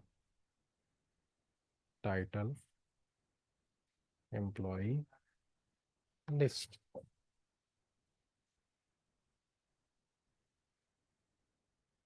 यहाँ पे सर ये पाथ एम्प्लॉय लिस्ट क्यों ले रहे हैं सर, जबकि अपने कंपोनेंट का नाम एम्प्लॉय है। कुछ भी दे सकते हो, ये अपना है, राउट का नाम कुछ भी दे सकते हो। ओके, इट्स लाइक वेरिएबल, जो चाहिए वो दो। This doesn't have to do anything with this. Okay, okay okay sir. ठीक है, ये आपका नाम है, जो देना है वो दो ना, इसका नाम कुछ भी रह सकता। Okay, title variable page. ठीक है, अब प्रॉपरली ध्यान दो, कहाँ पे आ रहा है जो अपन ने नाम दिए, वो जो टाइटल दिया वो कहाँ पे आ रहा है? सबसे ऊपर टैब में। टैब के नेम दिख रहा है, variable page, employ list, dashboard. Okay, so अगर तुम्हें पेज के टाइटल देना है तो यहाँ पे दोगे। ओके, अब एंगुलर 16 से पहले ये जो था ना, ये एंगुलर 16 में आया। ओके, एंगुलर 15 में क्या था, अगर तुमको किसी टैब का टाइटल सेट करना है ये, तो वहां पे एक टाइटल सर्विस था, उसका यूज करके अपन करते थे, रिस्पेक्टिव कंपोनेंट में टाइटल सर्विस इंजेक्ट करो, टाइटल सर्विस डॉट सेट, और जो नाम भेजना है वो भेजो। ओके, 15 तक। उसके बाद अपने पास राउट में ही टाइटल प्रॉपर्टी आ गई। वो लाइब्रेरी थी टाइटल सर्विस नहीं से। नहीं, इसी के अंदर था, बाय डिफॉल्ट एंगुलर में ही था, बट वो सर्विस से होता था। अब ये राउट लेवल पे दे दिया उन्होंने। क्लियर है? ओके। सर स्टॉप कर देते आज का सर। हाँ हाँ, हो गया। ये छोटे छोटे चीज है। तो सर ये डबल स्टार है क्यों? वाइल्ड कार्ड राउट है, मतलब अगर तुमने कुछ भी गलत राउट डाला तो ये वाला राउट एग्जीक्यूट होगा। ओके, सर आप कवर करोगे वो वाले जो ऑथेंटिकेशन बेस्ड राउट क्या क्या? इस, इस ट्यूटोरियल में? ऑथेंटिकेशन, ऑथेंटिकेशन बेस्ड राउट, लॉगिन ना, हाँ लॉगिन वाला। वो बाद में देखेंगे, अभी नहीं। ओके। सर ये स्टार की जगह मैं और भी कुछ दे सकते हैं ना यहाँ? सार की डबल जगह और स्टार की क्या दे जगह, सकते हैं? डबल स्टार के प्लेस पे क्या दे सकते हैं और? मीन्स अपना खुद का नेम। नहीं, वो दोगे तो फिर पता कैसे चलेगा कि वाइल्ड इनवैलिड कार्ड, हो? ओके। हाँ, वाइल्ड कार्ड के लिए डबल स्टार। डबल वो अगर स्टार। कुछ नाम दोगे तो वो तुम्हारा खुद का राउट हो गया ना फिर, जैसे ये बाकी के ओके। राउट है वैसा हो गया। अगर तुमने इनवैलिड डाला, ऐसा राउट का नाम जो है ही नहीं, उसके लिए है ना ये। ओके, ठीक है, तो अपन ने आज 2 टॉपिक कंप्लीट किए, इवेंट बाइंडिंग, एनजी मॉडल और बेसिक ऑफ राउटिंग। ठीक है, ये राउटिंग का बेसिक है। अपन ने क्या किया, राउट क्रिएट किए, वो HTML में अपने नावबार में बाउंड किए और राउटर आउटलेट डाला। ठीक है, राउटिंग में और भी चीज़ है, वो आगे दिखेंगे। किसी को कुछ डाउट है?